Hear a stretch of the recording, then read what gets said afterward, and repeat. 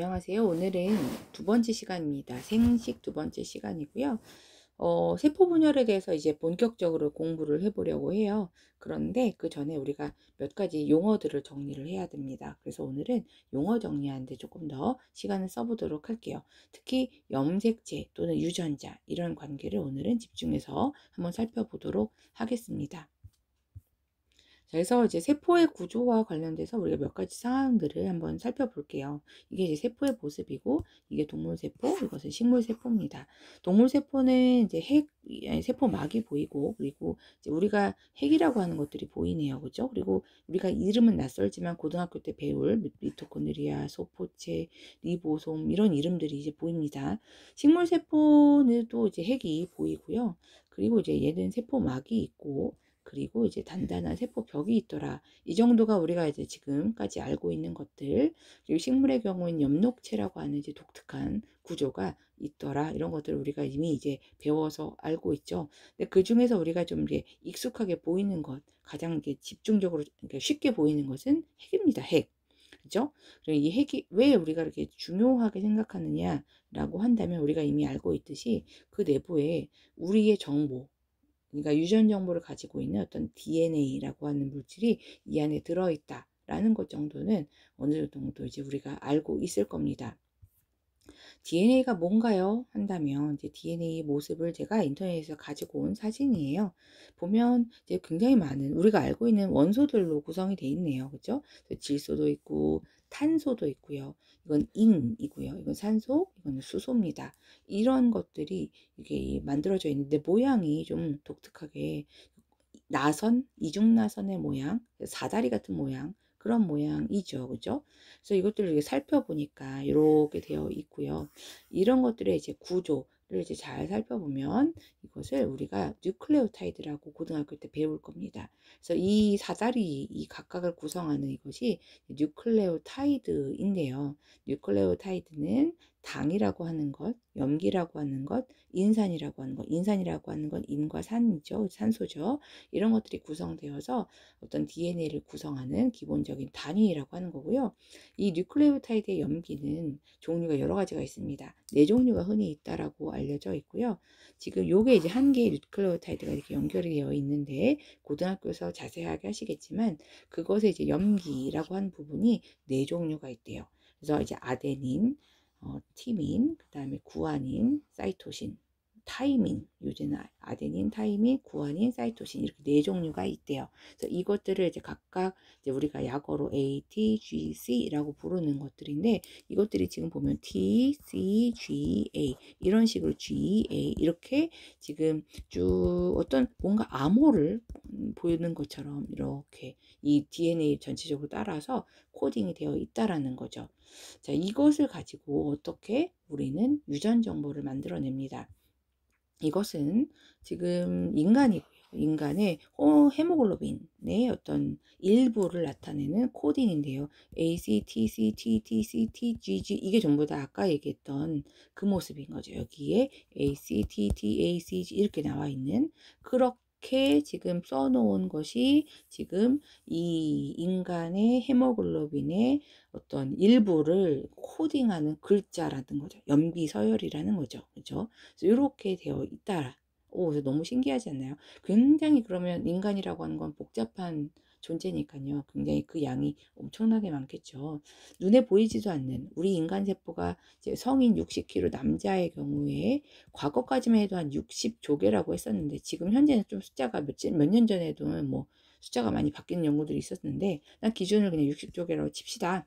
우리 몸을 구성한 60조개 세포 안에 그 안에 핵 안에 그 안을 이제 열어보면 이렇게 엄청나게 긴 암호가 얼마나 있느냐면 2m 정도.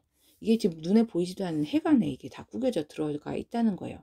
그렇게 길고 복잡한 암호들이 이 안에 코딩이 되어 있습니다. 그리고요. 근데 이제 모든 DNA 서열의 의미를 갖는 건 아니기 때문에 한번 좀 살펴보면요. 이게 이제 DNA 모습을 다시 그린 그림이죠. 예를 들어서 이제 저는 쌍꺼풀을 가지고 있다라고 이제 생각을 해보자라는 거죠. 자, 그러면 얘들이 지금 보면은 여기에 아까 봤던 뭐 A, C, T, T, G, G, G 이렇게 써 있다라는 거죠. 이게 이제 코딩되어 있는 어떤 정보가 있습니다. 그리고 나서 이제 이 부분, 여기는 저의 귀에 대한 어떤 정보가 코딩이 되어 있다고 가정합시다. 그럼 이 부분을 우리가 뭐라고 하냐면 유전자라고 해요.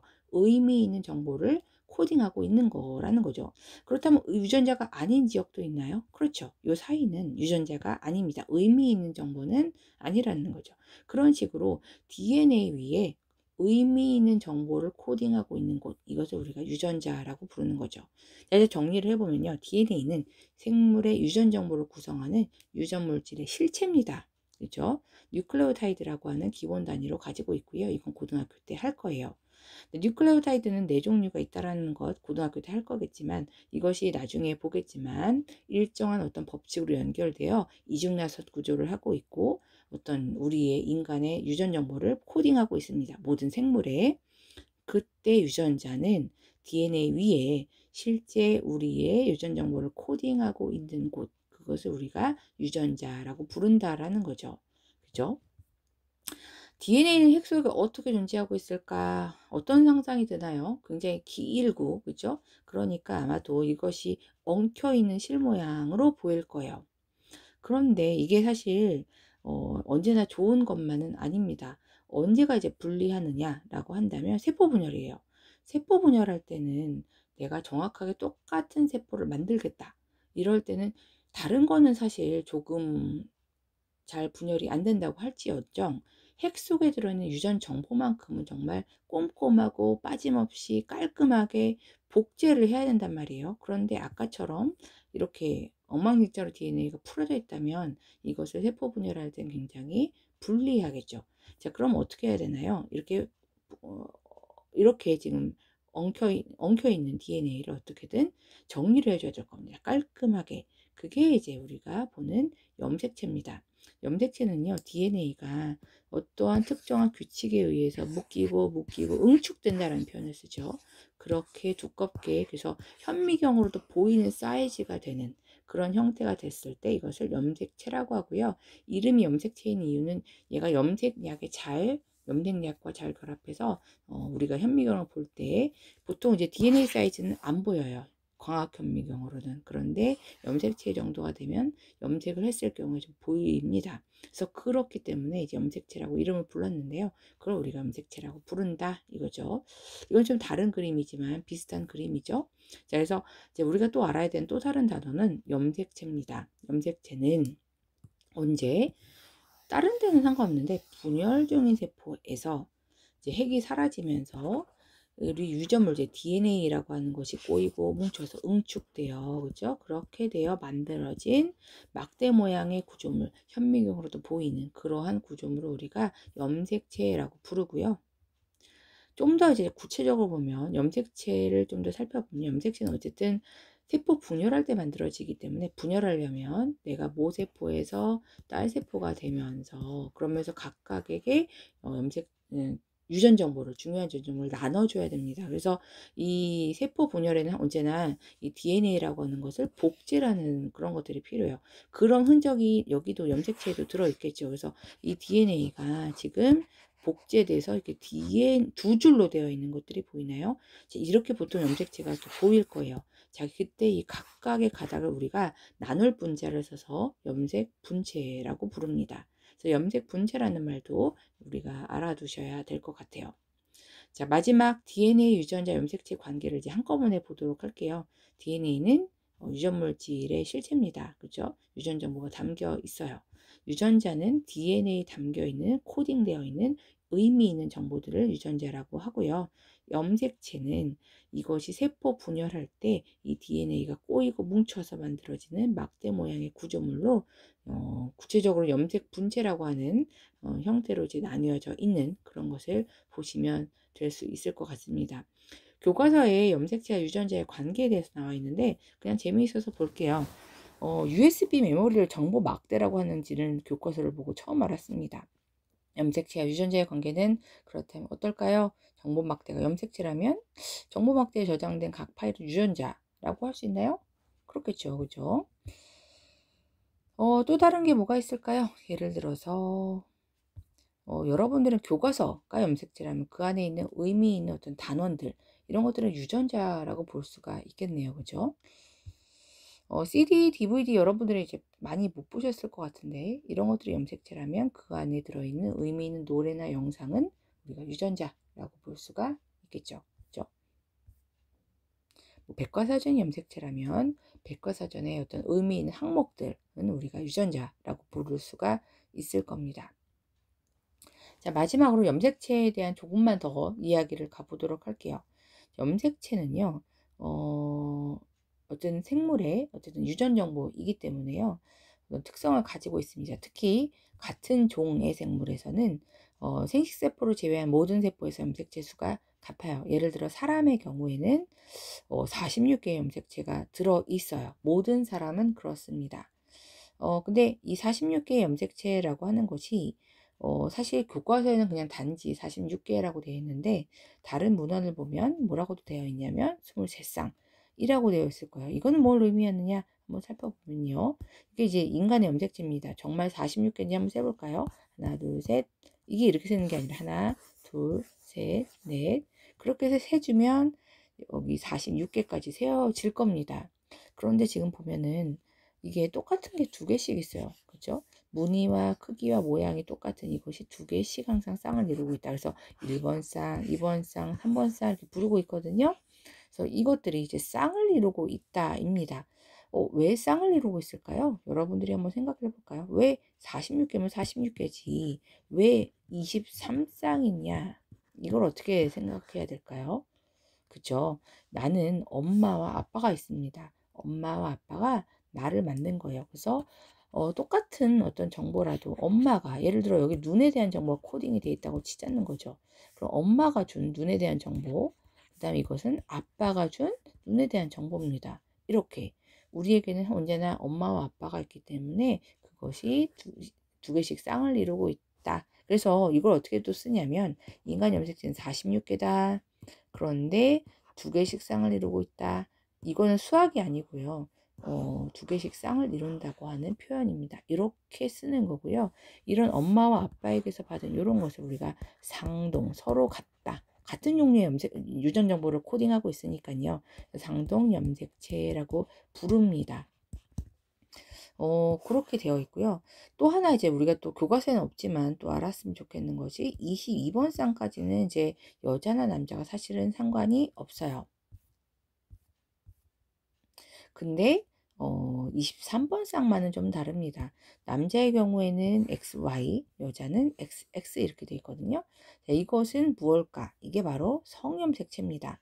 아까도 말했지만 염색체는 같은 종류, 그러니까 상동이 존재가 있어 두 개씩 쌍을 이루고 있어요. 엄마와 아빠한테서 받은 거죠. 그리고 상염색체, 이것은 이제 22번까지인데 성하고 관계없는 22쌍 총 44개이고요. 그리고 마지막 한 쌍이 성에 관련돼 있어서 남자는 XY, 여자는 XX 이렇다는 거죠. 그래서 아까 그 표현으로 써주면 인간의 염색체는 두 개씩 쌍을 이루고 있습니다. 그리고 46개인데요. 이것을 좀 더 어떻게 써주냐면 상염색체 44개에다가 성염색체, 이게 이제 남자인 거죠. 여자는 어떻게 쓰나요? 44개의 상염색체에다가 성염색체 2개. 총 어쨌든 46개를 말하는 거죠. 그죠? 그래서 이렇게도 표현을 하고 있다라는 것도 같이 알아두시면 좋겠네요. 자, 어쨌든 염색체라고 하는 것은 우리 되게 중요한 정보이기 때문에요. 염색체가 이상이 있는 경우도 있습니다. 그런 경우도 이상이 있다라는 걸 우리가 예측할 수 있어요. 예를 들어서 다운 증후군의 경우에는 21번 염색체가 3쌍인 경우인데 이제 이것들이 어떤 이제 독특한 특성을 나타낸다고 하죠. 그죠? 그래서 이런 것들 또 이제 염색체의 수 되게 중요하죠. 근데 하나만 더 할게요. 교과서에 이제 없는데 다른 교과서에 있으니까 염색체의 수가 많다. 염색체의 수가 많다. 그러면 고등한 동물일까요? 고등하다고 하는 의미는 이제 조금 더 복잡하고 이제 복잡한 몸의 구조와 생활을 할 수 있는 그런 동물인 거죠. 고등한 동물이다. 그럴까요? 이제 그것도 아니죠. 수업 시간 했지만 인간은 염색체가 46개, 개는 78입니다. 개가 훨씬 더 고등하다. 글쎄요. 감자도 48개 많죠. 감자가 고등하다. 그런 거 볼 수가 없죠. 그래서 어쨌든 염색체의 수와 어떤 고등한 정도는 관계가 없다. 그런 것도 이제 한 가지 또 정리를 해주시면 좋을 것 같습니다. 자, 일단 학습 정리를 해보도록 할게요. 오늘은 용어 정리를 좀 했습니다. 염색체, DNA, 유전자 관계를 여러분들이 이해를 해주시면 좋겠고요. 염색체에 대해서는 조금 자세하게 봤어요. 그래서 인간의 염색체는 두 개씩 쌍을 이루고 있다. 상동 관계를 갖고 있다. 왜? 엄마와 아빠에게서 하나씩 받았기 때문에. 그래서 총 23쌍, 개수로는 46개라는 것도 같이 이해를 해주시면 좋겠어요. 쌍을 이루는 염색체는 아까도 말씀드렸지만 부모로부터 받은 같은 형질에 대한 유전자를 갖고 있어요. 예를 들어 염색체 1번에 그렇죠? 여기 이제 눈에 대한 정보가 코딩되어 있는 유전자가 코딩되어 있다면 이쪽도 이제 눈이라고 하는 정보를 코딩하고 있는 그런 형태인 거죠. 그죠?